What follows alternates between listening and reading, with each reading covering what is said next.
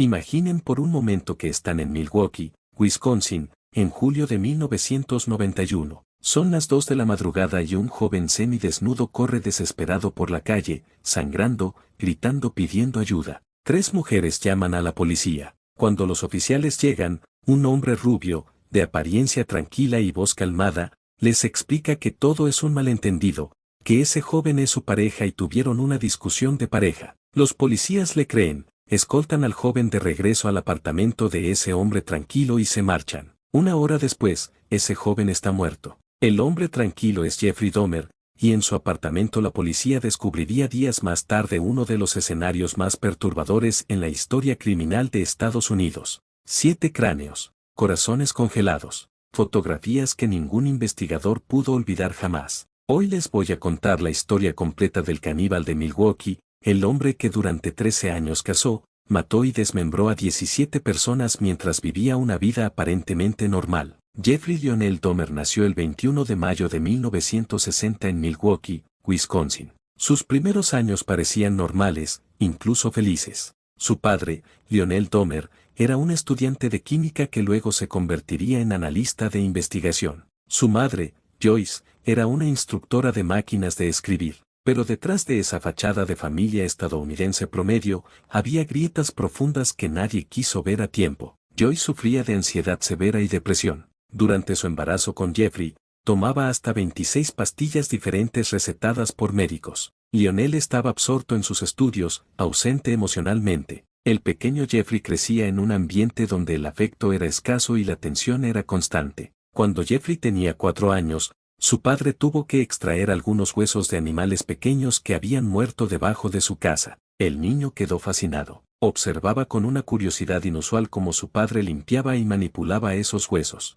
Esa fascinación nunca desapareció. A los 6 años, Jeffrey sufrió una operación de hernia doble. Su familia asegura que después de esa cirugía, el niño cambió, se volvió más retraído, más silencioso. Pero la verdad es que nadie prestó la atención suficiente para saberlo con certeza. Durante su adolescencia, Jeffrey comenzó a coleccionar animales muertos. Encontraba perros, gatos, mapaches atropellados en las carreteras y los llevaba a casa. En un cobertizo detrás de su vivienda, los diseccionaba meticulosamente, guardaba los huesos en frascos con formaldehído. Decía que era por curiosidad científica. Su padre, siendo químico, incluso le enseñó cómo limpiar y preservar huesos usando lejía. Lionel pensaba que su hijo podría convertirse en científico. No se daba cuenta de que estaba entrenando a un futuro asesino. A los 14 años, Jeffrey ya había descubierto 2 cosas sobre sí mismo que lo aterraban y lo fascinaban al mismo tiempo. Primero, que era homosexual,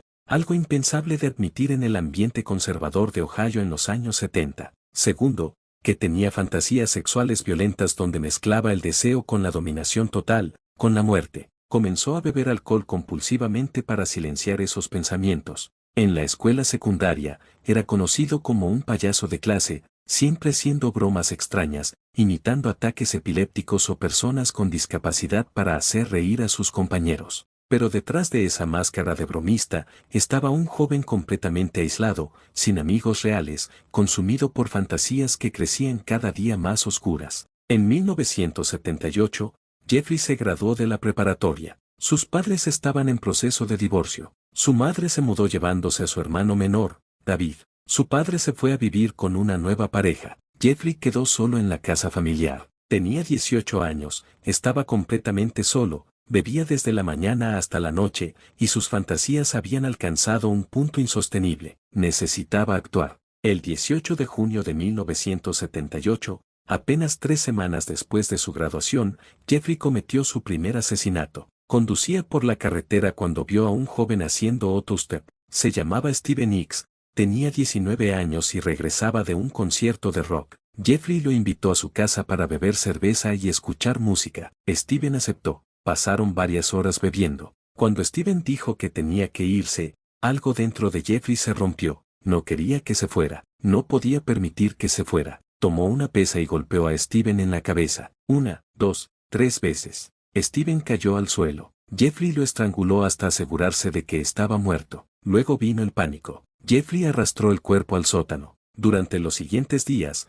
mientras sus padres seguían ausentes, desmembró meticulosamente el cadáver de Steven Hicks. Usó las técnicas que había aprendido con animales. Separó los huesos de la carne, disolvió la carne con ácidos, trituró los huesos con un mazo, guardó algunos fragmentos, esparció el resto en el bosque detrás de su casa. Steven Hicks desapareció sin dejar rastro. Su familia nunca supo qué le había pasado. Jeffrey tenía 18 años y acababa de descubrir que podía matar y salirse con la suya. Después de ese primer asesinato, Jeffrey intentó vivir una vida normal. Su padre lo obligó a inscribirse en la Universidad Estatal de Ohio, pero Jeffrey abandonó después de un semestre. Bebía demasiado, no asistía a clases. En diciembre de 1978, su padre lo enlistó en el ejército. Jeffrey sirvió como especialista médico en Alemania. Incluso ahí, su alcoholismo era tan severo que fue dado de baja en 1981. Regresó a Milwaukee y se mudó con su abuela paterna,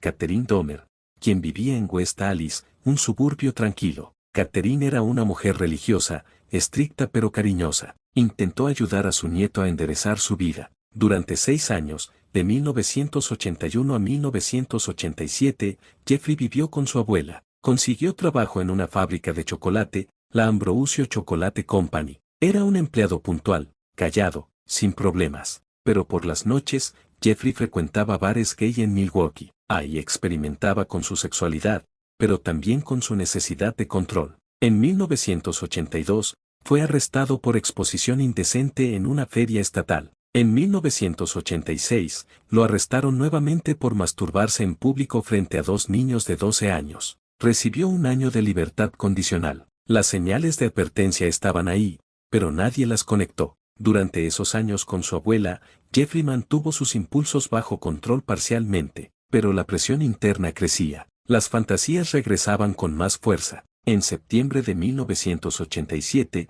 9 años después de su primer asesinato, Jeffrey mató nuevamente. Conoció a Steven Tuomi, de 26 años, en un bar gay. Rentaron una habitación en el Ambassador Hotel. Jeffrey drogó a Steven con somníferos mezclados en alcohol. Según su testimonio posterior, despertó la mañana siguiente encontrando a Steven muerto, con el pecho cubierto de moretones y sangre saliendo de su boca. Jeffrey afirmó no recordar haberlo matado, que había estado en un estado de blackout alcohólico, pero lo que hizo después demuestra premeditación. Compró una maleta grande, metió el cuerpo desmembrado de Steven dentro y lo llevó al sótano de la casa de su abuela. Ahí lo descuartizó completamente. Guardó la cabeza durante varias semanas antes de hervirla para separar la carne del cráneo. Después destruyó los restos. 2 meses después, en noviembre de 1987, mató a Jamie Dockstader, un joven nativo americano de 14 años. Lo conoció frente a un club gay. Jamie aceptó ir con Jeffrey a cambio de dinero.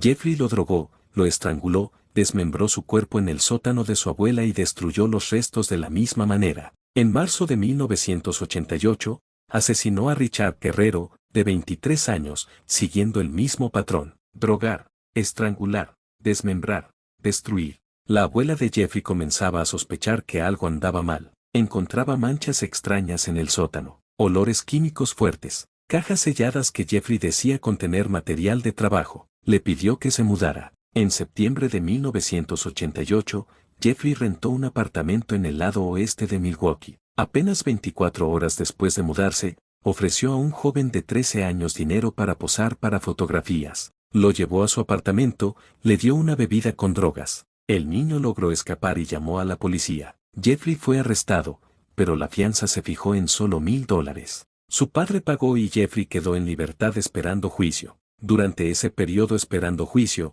Jeffrey asesinó a su 5ª víctima. Se llamaba Anthony Sears, tenía 26 años, era modelo y aspirante a actor. Jeffrey lo conoció en un bar, lo llevó al sótano de su abuela porque aún no había devuelto las llaves, lo drogó, lo mató, desmembró el cuerpo, pero esta vez guardó el cráneo completo y los genitales preservados. Hierve el cráneo, lo pintó de gris para que pareciera un modelo de plástico y lo guardó en su apartamento como un trofeo. En mayo de 1989, Jeffrey fue condenado por el asalto sexual al niño de 13 años. Recibió 5 años de libertad condicional y 1 año en un centro de trabajo correccional. Su abogado argumentó que Jeffrey tenía un problema de alcohol, que necesitaba tratamiento, no prisión. El juez aceptó. Jeffrey cumplió 10 meses en el centro correccional. Durante ese tiempo, convenció a los psicólogos de que estaba arrepentido, de que había cambiado. Lo liberaron en marzo de 1990 bajo estricta libertad condicional. Se le asignó un oficial de libertad condicional que debía visitarlo regularmente.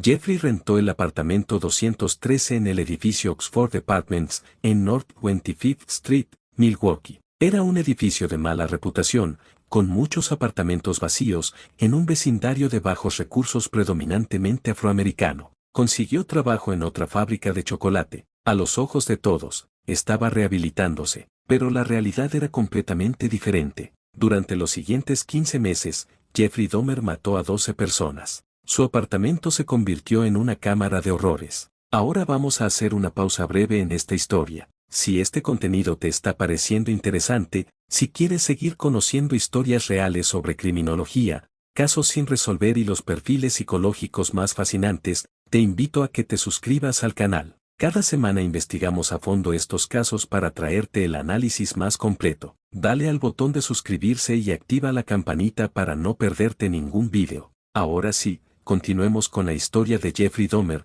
porque lo que viene es aún más perturbador. En mayo de 1990, apenas 2 meses después de mudarse a los Oxford Apartments, Jeffrey conoció a Raymond Smith, de 33 años. Lo llevó a su apartamento, le ofreció dinero por posar para fotografías, le dio una bebida con somníferos. Cuando Raymond perdió la conciencia, Jeffrey lo estranguló. Luego pasó toda la noche fotografiando el cadáver en diferentes posiciones. Al día siguiente, desmembró el cuerpo en la bañera, conservó el cráneo y pintó los huesos de negro. Los guardó como trofeos. Fotografió todo el proceso. 4 semanas después, en junio, asesinó a Edward Smith, de 27 años. Mismo patrón. Drogas, estrangulamiento, fotografías, desmembramiento. En septiembre, mató a Ernest Miller, de 24 años, un joven bailarín con un futuro prometedor. Jeffrey lo drogó, lo estranguló, pero con Ernest hizo algo nuevo. Antes de desmembrarlo completamente, le practicó una incisión en la garganta y registró su corazón latiendo mientras moría. Luego guardó su esqueleto completo después de hervirlo y limpiarlo meticulosamente. También conservó su corazón en el congelador. En septiembre también asesinó a David Thomas, de 23 años. Luego, en febrero de 1991, mató a Curtis Trotter de 19 años. En abril, a Errol Lindsey de 19 años. En mayo, a Tony Hughes de 31 años, quien era sordomudo. Jeffrey aprendió lenguaje de señas básico para comunicarse con él antes de matarlo. En mayo también asesinó a Conerak Sintasompone, de 14 años. El caso de Conerak Sintasompone es particularmente desgarrador y revela las fallas masivas del sistema. Conerak era el hermano menor del niño de 13 años que Jeffrey había agredido en 1988. Jeffrey lo conoció frente a un centro comercial, le ofreció dinero por posar para fotografías, lo llevó a su apartamento, le dio una bebida con drogas y somníferos. Conerak perdió el conocimiento. Jeffrey lo agredió sexualmente y luego salió a comprar más cerveza. Mientras Jeffrey no estaba, Conerak recuperó parcialmente la conciencia, logró escapar del apartamento y salió tambaleándose a la calle. Eran las 2 de la madrugada del 27 de mayo de 1991. 3 mujeres afroamericanas vieron al niño desnudo, sangrando del recto, desorientado, incapaz de hablar coherentemente. Llamaron inmediatamente al 911. 2 oficiales de policía llegaron a la escena. Entonces apareció Jeffrey Dahmer. Con voz calmada, con una sonrisa amigable, les explicó a los policías que Conerak era su novio de 19 años, que habían tenido una discusión de pareja después de beber demasiado. Las mujeres que habían ayudado a Conerak insistieron en que el niño era claramente menor de edad, que estaba herido, que necesitaba ayuda. Los policías las ignoraron. Uno de ellos hizo un comentario homofóbico sobre no querer involucrarse en disputas de amantes gay. Escoltaron a Conerak de regreso al apartamento de Jeffrey. Los oficiales entraron brevemente al apartamento. Había un olor terrible, pero Jeffrey explicó que su congelador se había descompuesto. Había fotografías Polaroid de hombres desnudos por toda la sala, pero los oficiales asumieron que era pornografía gay. No revisaron el dormitorio. Si lo hubieran hecho, habrían encontrado el cadáver en descomposición de Tony Hughes en la cama de Jeffrey. No verificaron la identificación de Conerak. No hicieron ninguna llamada para confirmar la historia de Jeffrey. Se marcharon. 1 hora después, Jeffrey estranguló a Conerak Sintasompone, lo fotografió muerto, lo desmembró, guardó su cráneo, disolvió su carne con ácido. Los policías que entregaron a Conerak de regreso a su asesino posteriormente fueron despedidos, pero ganaron su apelación y fueron reinstalados con pago retroactivo completo. Después de matar a Conerak, Jeffrey aceleró. En junio de 1991, mató a Matt Turner de 20 años. En julio, a Jeremiah Weinberger de 23 años y a Oliver Lacy de 23 años.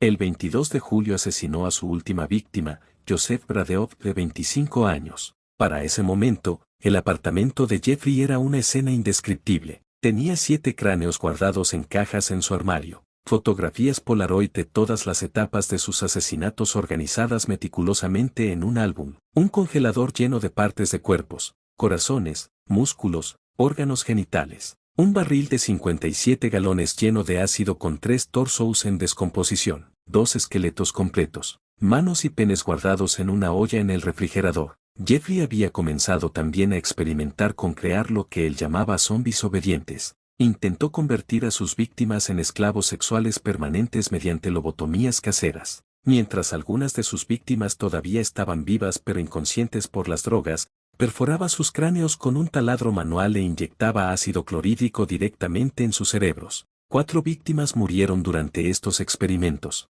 Jeffrey después confesó que su fantasía era tener compañeros que no pudieran dejarlo, que no tuvieran voluntad propia, que existieran solo para satisfacerlo. Pero toda su cuidadosa rutina estaba a punto de colapsar. El 22 de julio de 1991, alrededor de las 11:30 de la noche, Jeffrey se acercó a Tracy Edwards, de 32 años, en un centro comercial. Le ofreció dinero por posar para fotografías y por pasar tiempo con él. Tracy aceptó. Fueron al apartamento de Jeffrey, pero esa noche, algo fue diferente. Jeffrey le ofreció una bebida a Tracy, pero Tracy apenas la probó. Jeffrey puso su película favorita, El Exorcista 3, pero se comportaba erráticamente. De repente, esposó una de las muñecas de Tracy. Tracy comenzó a asustarse. Jeffrey sacó un cuchillo largo, lo presionó contra el pecho de Tracy y le dijo con voz monótona que iba a comerle el corazón. Tracy luchó. Durante 4 horas, usando todas sus habilidades de persuasión,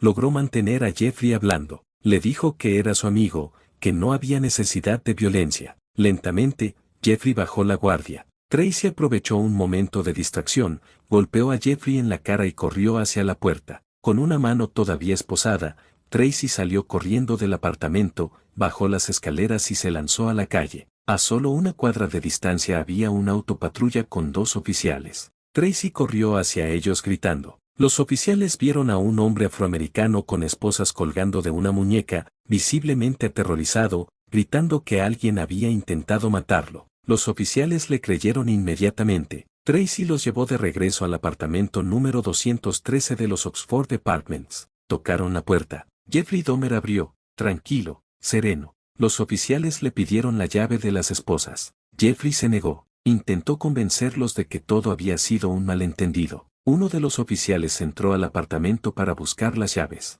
De inmediato notó el olor horrible. Vio las fotografías Polaroid sobre la mesa. Las levantó. Eran imágenes de cuerpos desmembrados en varias etapas de descomposición. El oficial gritó a su compañero. Intentaron arrestar a Jeffrey. Jeffrey luchó violentamente pero fue esposado. Los oficiales llamaron refuerzos. Cuando más policías llegaron y comenzaron a registrar el apartamento, encontraron el infierno. Abrieron el refrigerador. Había una cabeza humana en la repisa inferior. El congelador contenía bolsas llenas de órganos internos y carne humana. En el armario encontraron 7 cráneos en cajas, 3 cabezas más en el congelador, 2 corazones, cajas de fotografías Polaroid documentando cada etapa de los asesinatos y desmembramientos. Los investigadores forenses que procesaron la escena después dijeron que fue lo más perturbador que habían visto en sus carreras. El hedor era tan fuerte que muchos vomitaron. Uno de los detectives tuvo que retirarse permanentemente debido al trauma psicológico. Jeffrey Dahmer fue arrestado el 23 de julio de 1991. Durante el interrogatorio inicial,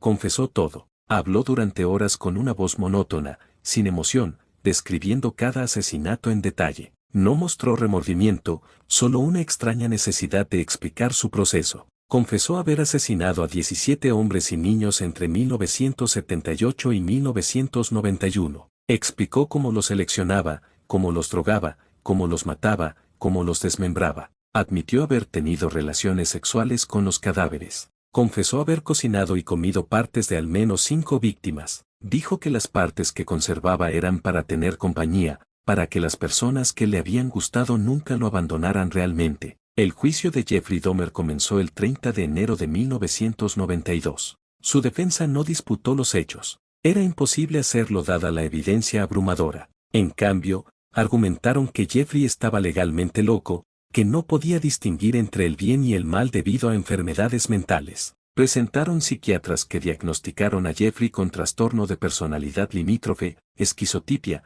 trastorno psicótico, necrofilia, fetichismo y tendencias suicidas crónicas. Pero la fiscalía presentó sus propios expertos que testificaron que Jeffrey sabía perfectamente que lo que hacía estaba mal, planificaba meticulosamente, escondía evidencia, mentía a la policía. Esas eran acciones de una persona que entendía las consecuencias de sus actos. El juicio duró 2 semanas. Los testimonios fueron desgarradores. Las familias de las víctimas tuvieron que escuchar en detalle cómo sus seres queridos habían sido torturados, asesinados, desmembrados y profanados. El 15 de febrero de 1992, después de solo 5 horas de deliberación, el jurado encontró a Jeffrey Dahmer cuerdo y culpable de 15 cargos de asesinato en primer grado. No fue juzgado por el asesinato de Stephen Hicks en Ohio porque ya había sido sentenciado en Wisconsin. Recibió 15 sentencias consecutivas de cadena perpetua sin posibilidad de libertad condicional, un total de 957 años de prisión.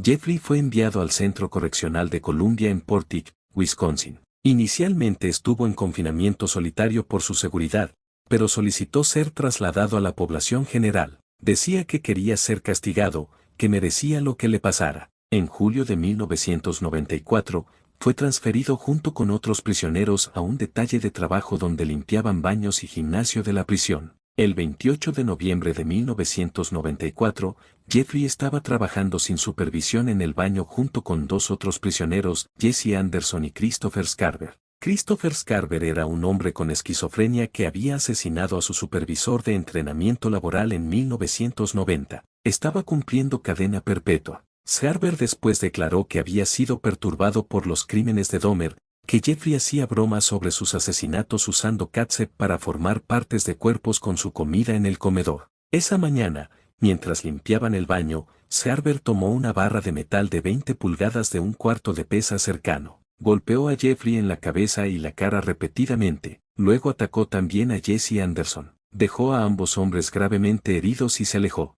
Jeffrey Dahmer fue declarado muerto 1 hora después en el hospital. Tenía 34 años. La muerte de Jeffrey Dahmer generó reacciones mixtas. Algunas familias de las víctimas expresaron alivio de que ya no estuviera vivo. Otras dijeron que hubieran preferido que cumpliera su sentencia completa, que la muerte era demasiado fácil para él. El padre de Jeffrey, Lionel Dahmer, quedó devastado. Había visitado a su hijo regularmente en prisión, intentando entender qué había salido mal. Años después escribió un libro titulado La historia de un padre, donde exploraba su culpa y se preguntaba si había señales que no supo ver, si podría haber hecho algo diferente. El caso de Jeffrey Dahmer expuso fallas masivas en múltiples sistemas. La policía que devolvió a Conerac-Sintason pone a su asesino. El sistema de libertad condicional que nunca detectó nada sospechoso en las visitas de rutina al apartamento de Jeffrey. Los vecinos que reportaron olores terribles y ruidos extraños pero fueron ignorados. Las familias de las víctimas,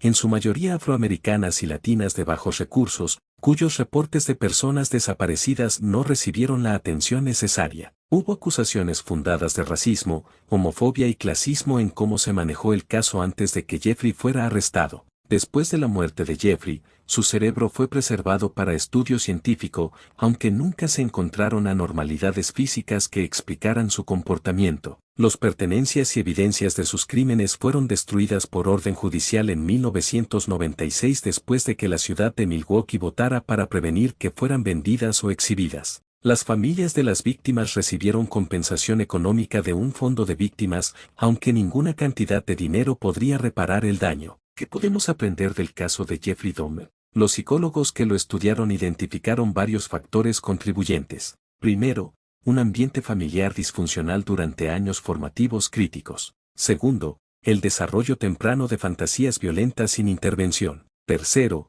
el uso de alcohol como mecanismo para lidiar con pensamientos que lo aterraban. Cuarto, la incapacidad de formar conexiones humanas genuinas. Quinto, la objetificación extrema de otras personas como objetos para satisfacer sus necesidades. Jeffrey mismo, en entrevistas posteriores a su condena, dijo que si hubiera hablado con alguien sobre sus fantasías cuando tenía 14 o 15 años, tal vez podría haberse evitado todo. Pero también es importante no caer en la trampa de humanizar demasiado a Jeffrey Dahmer o de convertirlo en una víctima de circunstancias. Millones de personas crecen en ambientes disfuncionales, luchan con su sexualidad, tienen problemas de salud mental, sufren soledad y aislamiento, no se convierten en asesinos seriales. Jeffrey Dahmer hizo elecciones conscientes una y otra vez durante 13 años. Eligió matar, eligió torturar, eligió profanar, eligió continuar incluso después de arrestos, incluso después de tratamiento. La responsabilidad final es completamente suya.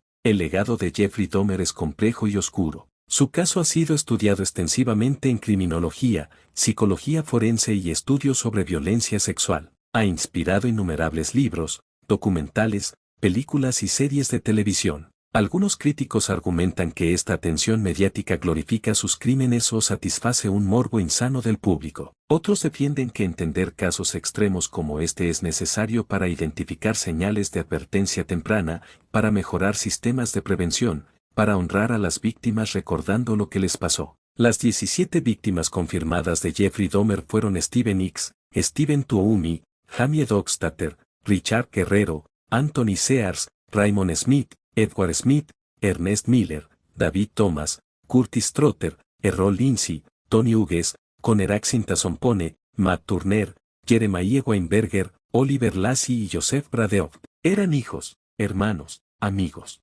Tenían sueños, aspiraciones, personas que los amaban. Sus vidas fueron robadas de la manera más horrible imaginable. Es fundamental que al hablar del caso de Jeffrey Dahmer, sus nombres sean recordados, no solo el de su asesino. Hoy, más de 30 años después de su arresto, el apartamento donde Jeffrey Dahmer cometió la mayoría de sus crímenes ya no existe. El edificio de Oxford Apartments fue demolido en noviembre de 1992. El terreno quedó vacío durante años. Eventualmente se construyó un parque comunitario. No hay placa, no hay memorial. La comunidad decidió que el mejor homenaje era dejar que ese lugar de horror fuera olvidado y reemplazado por un espacio de vida y esperanza. Si esta historia te ha impactado, si has aprendido algo, si crees que es importante entender estos casos para prevenir tragedias futuras, te pido que te suscribas al canal. Cada semana investigamos a profundidad casos criminales reales, siempre con respeto a las víctimas, siempre buscando no solo el morbo sino el entendimiento.